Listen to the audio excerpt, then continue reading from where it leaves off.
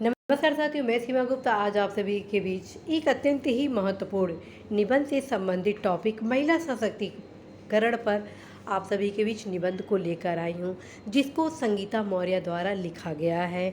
और इस निबंध का जो प्रत्येक पैराग्राफ है वो अल्टीमेट है।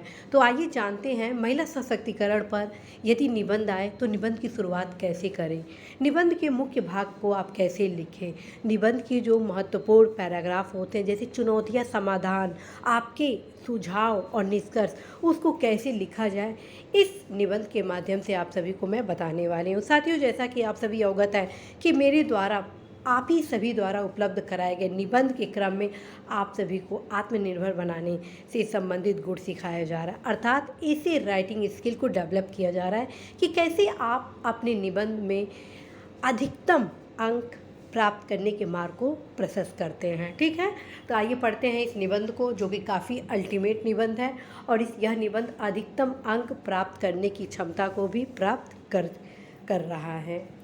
जग की तू आधार है, जग की तू निर्माण है, तुम बिन ये जीवन अधूरा, तुम बिन सूना संसार है। कोटेशन अल्टीमेट है, फिर से सुने कोटेशन। जग की तू आधार है, जग की तू निर्माण है, तुम बिन ये जीवन अधूरा, तुम बिन सूना संसार है। ठीक ही कहा गया है कि जिस घर में नारी नहीं, नारी का सम्मान नहीं, वह घर कभी समृद्धि को प्राप्त नहीं करता। इसलिए यदि हमें राष्ट्र को सशक्त व मजबूत बनाना है तो महिलाओं को पुरुषों के समान बराबरी का सम्मान देना होगा। महिलाओं को केवल भोग विलास की वस्तु नहीं समझना चाहिए, बल्कि एक राष्ट्र निर्माण के रूप में देखना होगा। जैसा कि जवाहरलाल नेहरू जी ने कहा था कि जब एक महिला जागृत होती है तो न केवल एक परिवार व गांव आगे बढ़ता है, बल्कि एक सशक्त राष्ट्र का विकास होता है। अतः महिलाओं का सशक्तिकरण आवश्यक है। फ्रेंड्स, ये जो पहला पैराग्राफ है अब तक का सबसे बेस्ट पैराग्राफ मुझे मिला है। अल्टीमेट पैराग्राफ है प्रस्तावना का। खास तौर पे आज आप सभी को बताना है कि यदि आप IAS, RO, PCS की तैयारी कर रहे हैं, निबंध लिख रहे हैं और देश के इमिनेंट पर्सन का नाम लिख रहे हैं, तो आगे अवश्य ही जी का प्रयोग करेंगे। ठीक है, क्योंकि आप जब निबंध लिखते हैं तो एग्जामिनर यह जांच करता है कि आप देश के प्रबुद्ध जनों के नाम को कैसे संबोधित कर रहे हैं, उनके नाम का कैसे प्रयोग कर रहे हैं। जैसे यहाँ पे लिखा गया है जवाहरलाल नेहरू जी, जो कि अल्टीमेट प्रोसेस है। कई युवा क्या लिखते हैं, जवाहरलाल नेहरू ने कहा।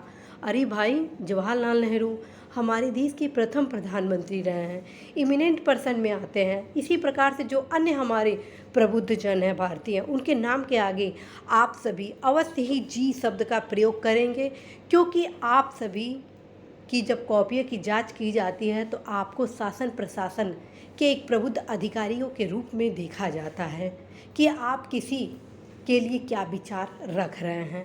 तो साथियों, अवश्य ही आप नाम के आगे जी का प्रयोग करेंगे ही करेंगे। तो एक बार और मैं इस प्रस्तावना को पढ़ती हूँ, जो कि मुझे बहुत ही अच्छा लगा। जग की तू आधार है, जग की तू निर्माण है, तुम बिन ये जीवन अधूरा, तुम बिन सूना संसार है। ठीक ही कहा गया है कि जिस घर में नारी नहीं, नारी का सम्मान नहीं, वह घर कभी समृद्धि को प्राप्त नहीं करता। इसलिए यदि हमें राष्ट्र को सशक्त व मजबूत बनाना है तो महिलाओं को पुरुषों के समान बराबरी का सम्मान देना होगा। महिलाओं को केवल भोग विलास की वस्तु नहीं समझना चाहिए, बल्कि एक राष्ट्र निर्माण के रूप में देखना होगा। जैसा कि जवाहरलाल नेहरू जी ने कहा था कि जब एक महिला जागृत होती है तो न केवल एक परिवार वह गांव आगे बढ़ता है, बल्कि एक सशक्त राष्ट्र का निर्माण होता है। अतः महिलाओं का सशक्तिकरण आवश्यक है। अर्थात पहले पैराग्राफ में ही सब कुछ इसमें समायोजित कर दिया गया है। ठीक है, अब देखते हैं नेक्स्ट पैराग्राफ में इस निबंध की क्या खूबियाँ हैं। महिला सशक्तिकरण से तात्पर्य महिलाओं को स्वतंत्रता, क्षमता व आत्मनिर्भर का बोध कराकर इतना सशक्त करना है कि वह व्यक्तिगत, सामाजिक, आर्थिक, राजनीतिक, धार्मिक क्षेत्र में पुरुषों के बराबरी में निर्णय ले सके। अल्टीमेट विचार है। ठीक है, और अब तक का जितने भी महिला सशक्तिकरण से संबंध में परिभाषा था वो सबसे बेहतर इसमें परिभाषा रहा। ठीक है, क्योंकि इस परिभाषा में कुछ नवीनता भी मुझे दिखी। ठीक, अब नेक्स्ट पैराग्राफ में देखिए क्या खासियत है। जैसा कि प्राचीन काल में नारियों को देवी तुल्य समझा जाता था तथा उन्हें उच्च सम्मान प्राप्त था तथा वे राजनीति, धार्मिक जैसे क्षेत्रों में भाग ले सकती थी, जैसे अपाला घोषा मुद्रा। किंतु मध्यकाल आते आते अनेक धार्मिक कुरीतियों से उनका शोषण होने लगा और उनकी स्थिति दयनीय हो गई। अंग्रेजों के शासनकाल में सती प्रथा, बाल विवाह, विधवा पुनर्विवाह पर रोक लगाया गया, जब तक हजारों महिलाएं अपनी आहुति दे चुकी थी। आप सोचिए, इस पैराग्राफ में जो महिलाओं का ऐतिहासिक पृष्ठभूमि थी उसको भी बहुत ही अच्छे से सजोया गया है। क्रमबद्ध रूप से प्राचीन भारत से लेकर आधुनिक भारत तक इसको रखा गया है और सभी आयामों पर फोकस किया गया है। हमेशा आप सामाजिक मुद्दों से संबंधित जब टॉपिक लिखेंगे तो 100% फ्रेंड्स आप एक पैराग्राफ हिस्टोरिकल व्यू जरूर उठाएंगे, जिसमें ancient view, medieval view and आपका जो मॉडर्न व्यू होता है उसको भी जरूर समायोजित करेंगे। अब मैं नेक्स्ट पढ़ती हूँ। जब बैठी होंगी आग पर अंबर भी रोया होगा, कह रहा होगा गरज गरज कर नारी तुझे ईश्वर ने कैसे बनाया। जब बैठी होंगी आग पर अंबर भी रोया होगा, कह रहा होगा गरज गरज कर नारी तुझे ईश्वर ने कैसे बनाया। किंतु वर्तमान में देश की दिशा व दशा में परिवर्तन आया। मतलब देखिए कि इस यहाँ पर समस्या को गिनाया गया और नेक्स्ट पैराग्राफ में अच्छे से संजोया गया है। इस पैराग्राफ को क्रमबद्धता के क्रम में जो आप सभी को सीखना बेहद ज़रूरी है। तो देखते हैं कैसे नेक्स्ट पैराग्राफ को कितनी क्रमबद्धता के रूप में इस कोटेशन अर्थात इस पैराग्राफ की जो समस्या बताई गई हैं उसी के क्रम में आगे पैराग्राफ को शुरू किया गया है कि किंतु वर्तमान में देश की दिशा व दशा में परिवर्तन आया तथा महिलाओं की स्थिति में सुधार हुआ है और वे अब अपनी पहचान की मोहताज नहीं है निश्चित रूप से, तथा हर क्षेत्र में अपनी परचम लहराई है, चाहे सामाजिक, आर्थिक, राजनीतिक, धार्मिक, सांस्कृतिक, प्रशासनिक क्षेत्र हो या अंतरिक्ष की अद्वितीय दुनिया। इंदिरा गांधी, सरोजिनी नायडू, हेमा मालिनी, लता मंगेशकर, किरण बेदी, सानिया मिर्जा, साइना नेहवाल, उषा मेहता, किरण बेदी इत्यादि सशक्त महिलाएं सशक्त भारत की पहचान हैं। यहाँ पर जितनी भी भारत की सशक्त महिलाएं हैं उनका भी यहाँ पर नाम लिया गया है, जो कि काफ़ी तर्कसंगत है। आज महिलाएं भारत के विकास में जो भूमिका निभा रही हैं उन्हें शब्दों में व्यक्त नहीं किया जा सकता है। अल्टीमेट शब्दों का संयोजन यहाँ पे किया गया है। किंतु जैसे ही हर सिक्के के दो पहलू होते हैं, वर्तमान में जहाँ एक ओर महिलाएं आसमान की ऊंचाइयों को छू रही हैं, वहीं दूसरी ओर समाज में पितृसत्तात्मक रूढ़िवादी विचारधारा विद्यमान है जो महिला सशक्तिकरण में बाधा उत्पन्न करते हैं, जैसे यौन हिंसा, दहेज प्रथा, पर्दा प्रथा, महिलाओं को भोग विलास की वस्तु समझना तथा कन्या भ्रूण हत्या। आजकल बेटियों को भ्रूण में ही मार दी जा रही है, अतः इसे रोकने की आवश्यकता है, क्योंकि कोई किसी से कम नहीं। हीरा अगर बेटा है तो बेटी मोती से कम नहीं। तो यहाँ पर आप देख रहे होंगे कि सारी समस्याओं को, चुनौतियों को कितनी गजब तरीके से प्रस्तुत किया गया है। अर्थात देखिए यहाँ पे चुनौतियों को भी सारा लिख दिया गया कॉमा के माध्यम से, और शब्दों का जो संयोजन है, तारतम्यता है, वो अल्टीमेट है। इस निबंध में कहीं पर भी अभी तक नंबर कटने की संभावना नहीं है। ठीक है, आगे देखिए। अतः समाज में एक सुरक्षित माहौल बनाना होगा। सबसे बेस्ट जो सुझाव है वो यहाँ पर दिया गया है, एक सुरक्षित माहौल बनाना होगा। प्रासंगिक समस्या का समाधान को लिखा गया है ताकि अत्यंत ही दर्दनाक व महिलाओं को झकझोर देने वाली निर्भया कांड जैसे मुद्दे के भय से नारी आगे बढ़ने में अपने पैर पीछे न करे और समाज में उन्हें उच्च स्थान प्राप्त हो। अतः इस उद्देश्य को भारत सरकार व राज्य सरकार द्वारा चलाए गए उज्ज्वला योजना, सुकन्या समृद्धि योजना, स्टार्टअप स्टैंडअप योजना, महिला बैंक, प्रधानमंत्री मुद्रा योजना समेत अनेक योजनाओं से महिला सशक्तिकरण की नीति को पूर्णतः क्रियान्वित करना होगा। तब कहीं हम एक सशक्त समाज, देश का निर्माण कर पाएंगे। इसके लिए सरकारी योजनाएं एवं कानूनी प्रावधान ही पर्याप्त नहीं है, बल्कि हमें समाज में प्रत्येक व्यक्ति को की सोच को बदलना होगा तथा उन्हें नारियों के महत्व के बारे में जागरूक करना होगा। अतः बिना पितृसत्तात्मक मानसिकता बदले, बिना चाहे जितने भी कानून बन जाए, हम समस्याओं से निजात नहीं पा सकते और इसकी शुरुआत स्वयं महिलाओं को करनी होगी। वह पहली औरत कौन होगी जो दहेज के कारण जलाई गई होगी? मैं नहीं जानती, शायद मेरी माँ होगी। लेकिन वह आखिरी औरत कौन होगी जो दहेज के कारण जलाई जाएगी? मैं नहीं जानती, शायद मेरी बेटी होगी और ऐसा मैं होने नहीं दूंगी। ये जो कोटेशन है वो भी अल्टीमेट लिखा गया है, ठीक है। क्योंकि जब तक दृढ़ इच्छा शक्ति के साथ आप सुझाव नहीं देंगे, तब तक आप सभी अधिकतम अंक प्राप्त करने से दूर रहेंगे। और इस निबंध के एक एक लाइन ऐसी लग रहा है कि किसी ने अपने दिल की बातों को इस निबंध में रख दिया हो, अपने व्यक्तित्व को उकेर दिया हो कि यदि मुझे शासन प्रशासन का अंग बनाया जाए तो 100% मैं इस टॉपिक से रिलेटेड जो भी समस्याएं हैं उसको ज़रूर दूर करूंगी। तो साथियों, हमेशा जब भी आप निबंध लिखेंगे तो निबंध में आपके व्यक्तित्व का दर्शन अवश्य होना चाहिए। तो नेक्स्ट देखते हैं। इस प्रकार निष्कर्षतः हम कह सकते हैं कि कोई भी देश सफलता के शिखर पर तब तक नहीं पहुंच सकता जब तक महिलाएं कंधे से कंधा मिलाकर न चलें।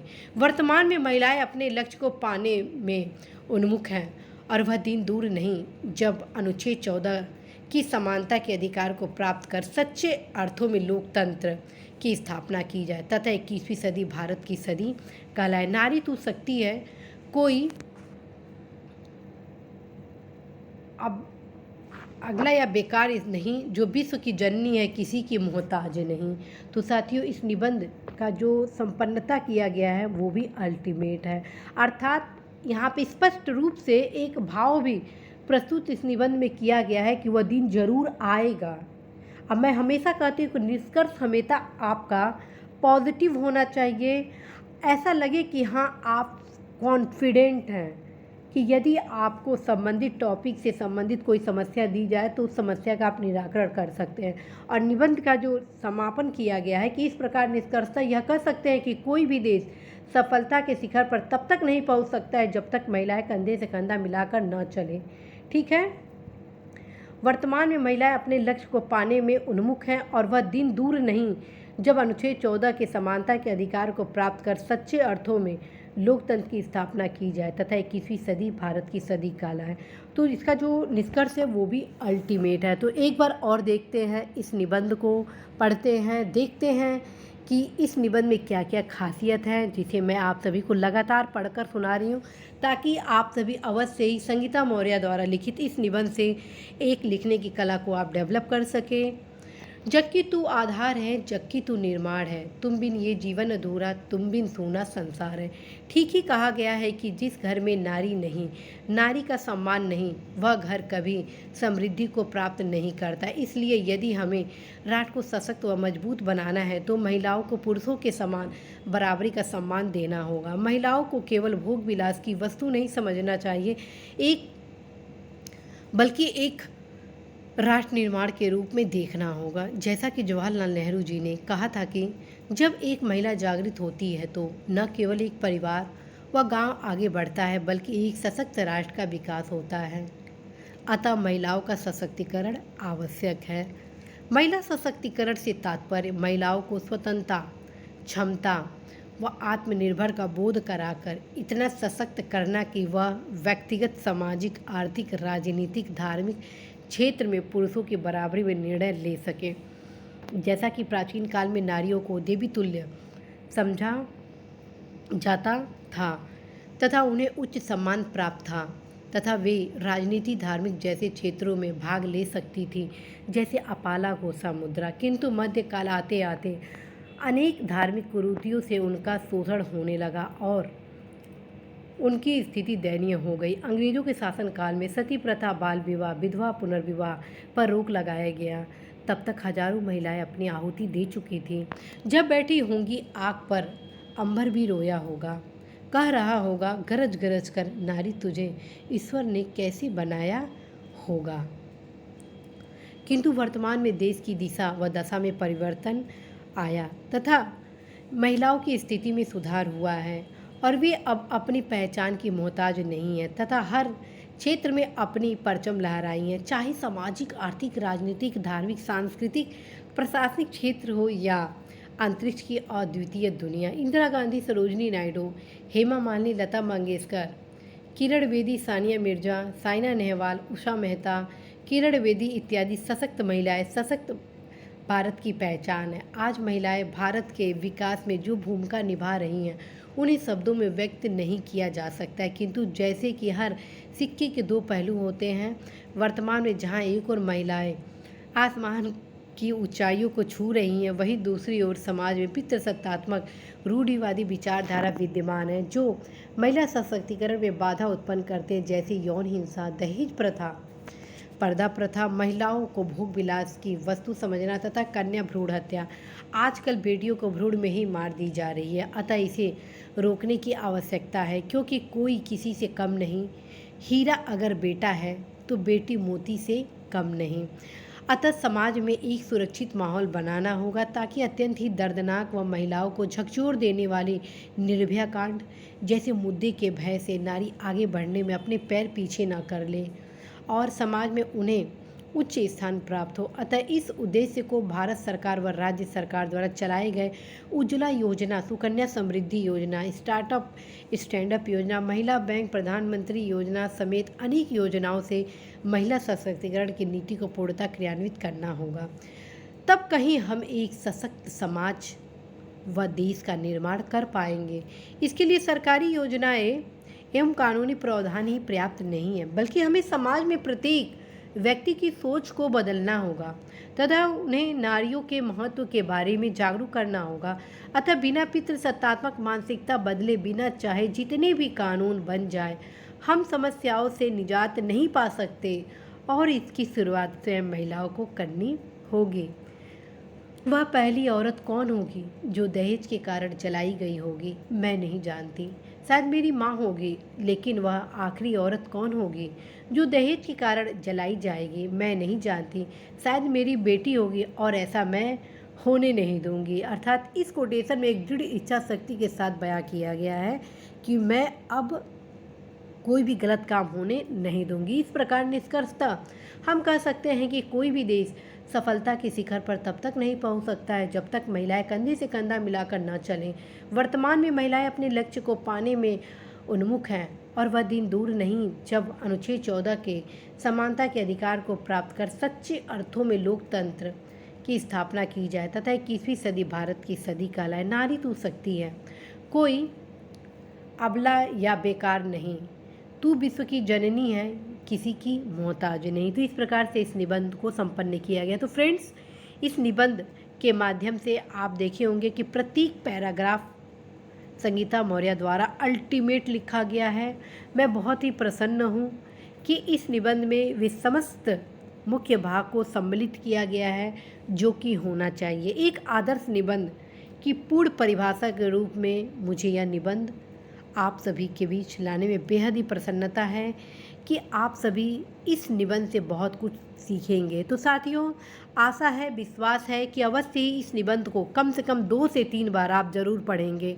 अब आप सोचेंगे कि मैं आप सभी को 2 से 3 बार क्यों बोल रही हूँ इस निबंध को पढ़ने को। उसका कारण है साथियों, जैसा आप पढ़ेंगे वैसा ही आप लिखेंगे। जब आप अच्छे विषय सामग्री, अध्ययन सामग्री का अध्ययन करते हैं तो वैसे ही आपका आउटपुट होता है। तो अवश्य इस निबंध को 2 बार सुने, लिख भी लें और दूसरी चीज़, इस क्लास के संपन्नता के साथ अवश्य ही महिला सशक्तिकरण पर एक निबंध जरूर लिख लीजिएगा, क्योंकि कुछ ऐसे टॉपिक हैं जिसकी तैयारी आप लोगों को होना बेहद ज़रूरी है, जिसमें से महिला सशक्तिकरण काफ़ी महत्वपूर्ण है।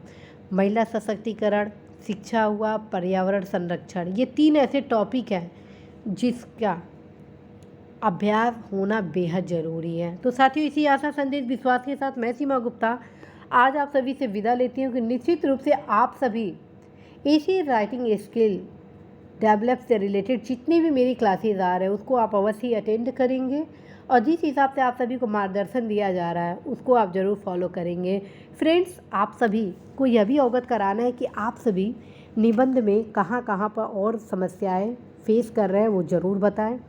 मैं पूरा प्रयास करूंगी सरल शब्दों में आप सभी को निबंध समझाना, ताकि आप सभी निबंध में बेहतर अंक प्राप्त कर सकें, क्योंकि अभी भी हमारे देश में निबंध लिखने से संबंधित जो कला है वो बेहतर तरीके से प्रोवाइड नहीं कराया जाता है।